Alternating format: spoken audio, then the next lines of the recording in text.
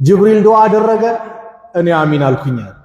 ምን አንደኛው እናት አባቱን አግኝቶ በእነሱ ሳይጠቀም እነሱን በድሎ ማለት ነው የሄዱበት ሰው ከአላህ ረሕመት ይራቅ ሲል አሚን አልኩኛል። ሌላኛው አንተ ስም ተነስቶ በአንተ ላይ ሰለዋት ያላወረደ አሁንም ከአላህ ረሕመት ይራቅ አሚን አልኩኛል። ረመዳን መጥቶ በረመዳን ሳይጠቀም ወንጀሉን ሳያስምር ረመዳን የወጣበትም እሱም ከአላህ ረሕመት ይራቅ ሲል አሚን አልኩኛል። ረመዳን ፉርሳ ነው፣ እድል ነው። ለዚህ ነው ኢብኑል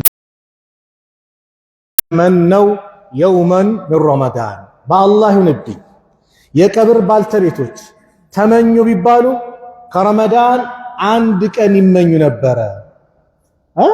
ረመዳን አንድ ቀን አግኝተ ነው ብንጾመው፣ ረመዳንን አንድ ቀን አግኝተ ነው እንደው አላህን ብንገዛው ይሉ ነበረ። እኛ ስንት ቀን አገኘን?